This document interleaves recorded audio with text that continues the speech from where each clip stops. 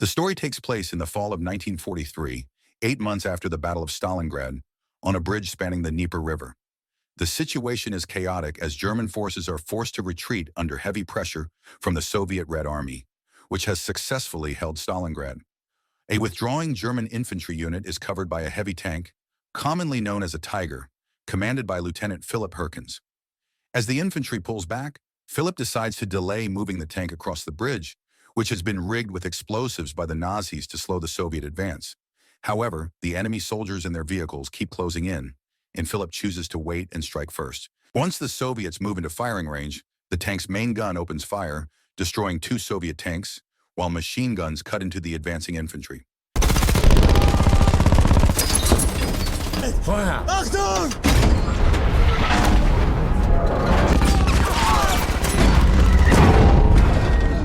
Achtung!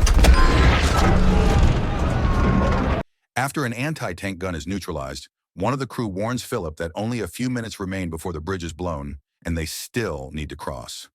After weighing the situation, Philip finally orders a retreat. The Tiger turns and begins to pull away. But at that exact moment, a squadron of Soviet attack aircraft enters the bridge area. The planes immediately launch their attack, and the Tiger is hit and set ablaze. Panic spreads among the crew as flames creep inside the tank, but Philip orders them to keep moving. With its last remaining strength, the burning tank pushes away from the bridge. Amid the chaos, Philip notices a frightened fawn standing near the edge of the bridge. Moments later, the Tiger entrusted to him disappears in a blinding explosion and roaring fire. In that single moment, duty, fate, and destruction collide. This is the Tiger.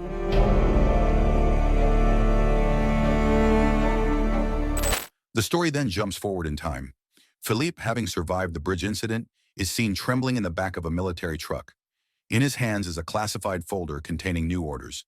He has been assigned to locate Colonel Paul von Hardenberg, his closest friend. During the journey, still shaken by the defeat and destruction at the bridge, Philip takes Pervitin, a synthetic stimulant widely used by German soldiers and known as a methamphetamine analog. Carrying the secret orders, Philip reunites with his tank crew and their Tiger unit. Against all logic, both the crew and the tank have survived the Dnieper Bridge incident. When they realize that instead of receiving proper rest, they have been given another mission, the crew begins preparing their equipment. They must push through territory previously abandoned by German forces and not yet fully secured by the Soviet army. Once preparations are complete, the Tiger moves into dense forests. Along the way, the crew discusses Colonel von Hardenberg, who is rumored to be hiding in a secret bunker. He was involved in planning the withdrawal from Stalingrad and holds far too much critical information to risk capture by the Red Army. Some of the crew speculate that von Hardenberg might be a Soviet spy, but Philip doubts this, as the colonel is his closest friend. During the journey, the tank passes a group of German soldiers, placing road signs in the countryside to help retreating units find their way. One of the soldiers turns toward Philip and smiles at him. As night falls, the crew stops to rest. They talk about the bridge again, still trying to understand how they survived and why none of them burned alive. The radio operator, Kylig, brings up the long-standing connection between Colonel von Hardenberg and Philip, questioning whether the colonel is truly the godfather of Philip's child. The youngest crew member, Michel, recalls local stories from the occupation, tales that claim the surrounding forests are haunted by restless spirits. For German soldiers, however, partisans are far more frightening than ghosts, and the thought of fallen fighters lingering in these woods carries its own kind of terror. As they prepare to sleep, Philip takes the first night watch and orders Michel to get some rest. The next day, as they continue their journey, Kylig intercepts a strange radio signal, a prayer spoken in Latin. This is deeply unsettling, since the local population is known to be Orthodox, not Catholic. The unease grows as they pass human remains scattered along the roadside. While moving along an anti-tank defense line, the Tiger crew discovers a mass grave filled with fallen soldiers. Soon after, they spot a gap between concrete obstacles near the wreckage of a crashed aircraft and steer the tank toward an open field. In the field, Philip notices a fallen warning sign marking a minefield and immediately orders the tank to stop. He, Michel, and Kylig dismount to check the area and find a live mine, one the tank almost crushed under its tracks. As Philip attempts to disarm it, Michel realizes that a grenade is rigged beneath the mine. He manages to hold the trigger in place with his hand, but in doing so, he traps himself in a deadly position. After calming Michel and keeping him focused, Philip orders the driver, Helmut, to move the Tiger back to a safe distance to protect the vehicle. The lieutenant then returns with a rope and approaches Michel, who is lying on the ground. He secures the mine with the rope and carefully instructs Michel to slowly release his hand, allowing the weight of the mine to press the grenade trigger again. Langsam weiter. Langsamer, weiter.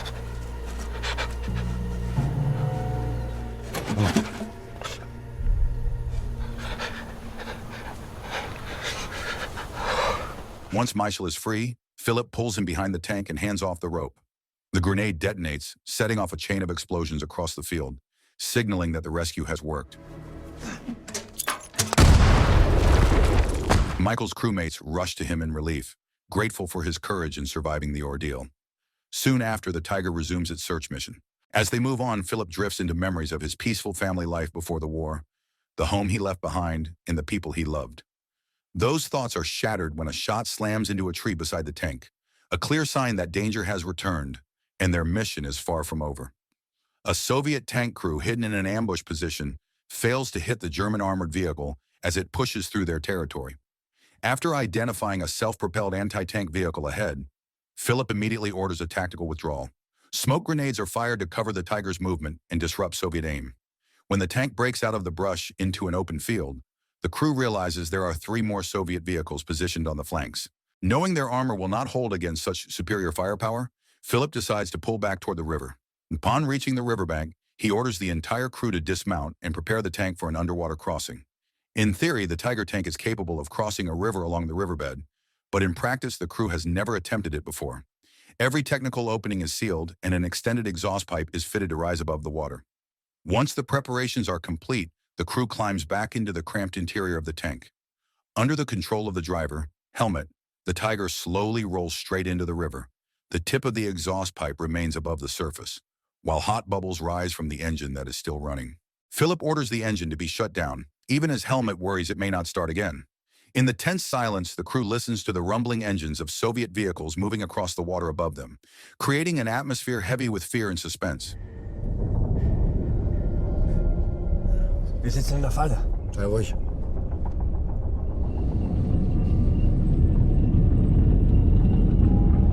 Even after the enemy sounds fade, Philip does not give the order to surface. He waits patiently until water begins to seep into the tank. Shortly after, on Philip's command, Helmut turns the starter. After several nerve-wracking attempts, the engine finally comes back to life. The soaked and heavy Tiger crawls out of the river and onto the far bank. By using this maneuver, they avoid the need to search for another bridge, something they now deliberately steer clear of after their earlier trauma. It also allows them to conserve fuel, which is already running dangerously low. After taking a brief moment to steady themselves, the Tiger crew continues their journey through the night. To keep everyone alert, Philip hands out Provitin as a stimulant. Not long after, they notice a glow of fire in the distance. As they draw closer, Philip realizes the flames belong to their own forces. Once they leave the tank, the Tiger crew discovers a village known to support partisans has been seized by German troops. There, soldiers are looting homes and herding villagers into barns. The brutal operation is led by Colonel Krebs, an officer with a striking appearance and an icy demeanor. Following the secret orders he carries, Philip requests fuel supplies to continue the mission. Before handing over several barrels, Krebs orders his men to set one of the locked barns on fire, with the prisoners still trapped inside. The sight of the cruel execution and rising flames stirs dark memories in Philip's mind, deepening the psychological strain he has carried since the mission began. Once the fuel is secured, the Tiger crew quickly returns to their tank. They choose to spend the night inside the vehicle, unwilling to remain near those responsible for the atrocity. With only a limited supply of alcohol, they try to unwind by smoking and sharing stories about their lives before the war. Growing tired of the hollow conversation, Philip steps outside for a smoke, accompanied by the main gunner, Weller, who worked as a winemaker before the war. Weller dreams of returning to his vineyard once the fighting ends and invites Philip to visit someday. Philip answers only with a faint smile, as that future feels farther away than ever. The next morning, the Tiger pushes forward across the vast Soviet landscape. As they approach an old windmill on the verge of collapse, Philip is struck by a strong sense of unease. Still, the bunker of Colonel Paul von Hardenberg is believed to lie just beyond the structure, leaving them no choice but to move past it. The Tiger advances with extreme caution. Suddenly, a shot is fired from the direction of the windmill, though the round slams into the ground in front of the tank. The Tiger pulls back to a safe distance and returns fire at the building. Feuer! At the same time, a Soviet self-propelled vehicle that had been concealed behind a structure resembling a drainage channel begins to move. Kalig responds with machine gun fire from inside the tank, while Helmut maneuvers the Tiger according to Philip's commands. One of the Tiger's shells ricochets off the Soviet gun barrel, but the next shot strikes the enemy's fuel tank and ignites it in flames. Philip immediately orders a sideways maneuver, forcing the enemy vehicle to constantly readjust its aim. Under extreme pressure, the Tiger comes to a brief halt, risking everything. The advancing Soviet vehicle then drops into a crater left by an earlier explosion, exposing its upper section.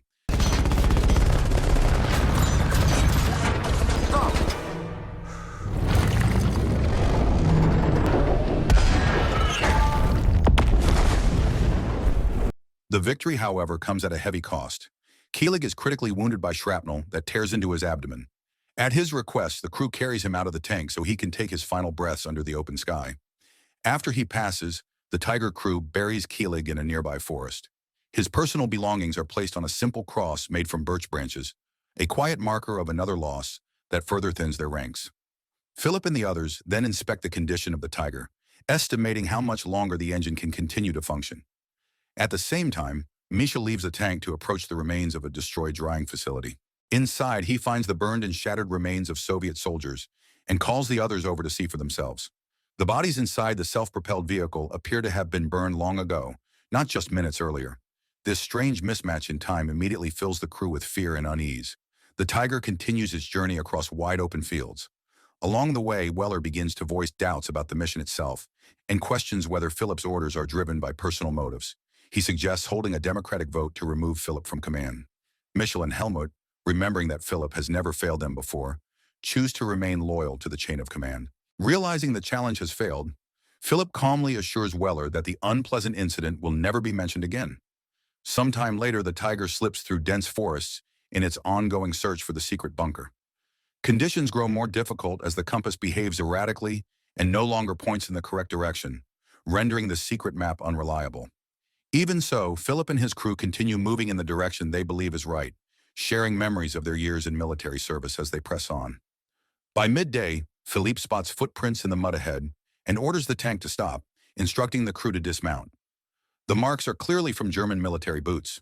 Realizing that whoever was inside the bunker has already left, Philip leads his men across an open field toward the forest in search of cover. Mikkel nearly trips over a tripwire set for unwelcome visitors, but after carefully getting past it, they continue forward. Deeper in the woods, they discover the remains of German paratroopers and conclude that this must have been the first group sent to search for Colonel Paul von Hardenberg.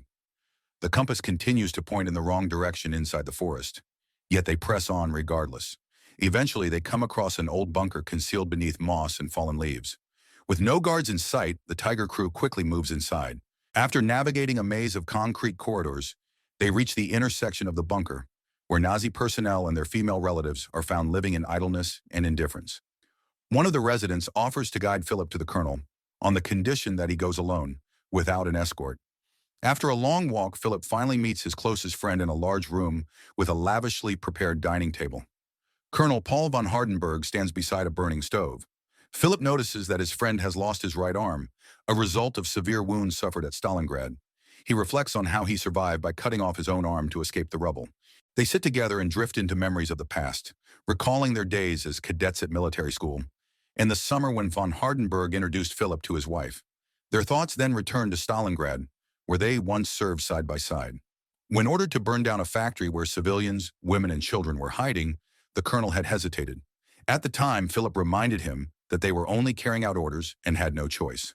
Von Hardenberg ultimately gave the command. The memory of fire and screams from that day has haunted Philip ever since. Feuer!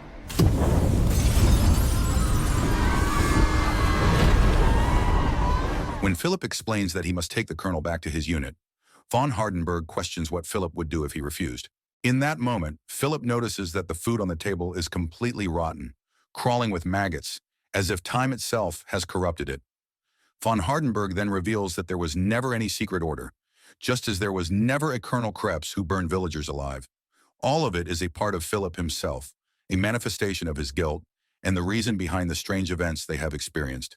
The broken compass, bodies that burned too quickly, stopped clocks, and the frightened fawn on the bridge. All of this is part of something far greater. The truth is that just before the retreat across the Dnieper River, Philippe received word that his wife and child had been killed in Hamburg during an enemy air raid. Having lost all meaning in life, he deliberately delayed the retreat at the bridge. In reality, Colonel Paul von Hardenberg died at Stalingrad. The same is true for Philip and his entire tank crew, who perished together with the Tiger when it burned on the bridge. They never made it across and fell into the river when the bridge was destroyed. Everything that followed was nothing more than the final visions of a dying consciousness consumed by guilt. And this is where the story of Der Tiger comes to an end. So the moral of the story is that you can survive the war, but guilt and loss will still hunt you down until you realize the real battle was already over inside your heart.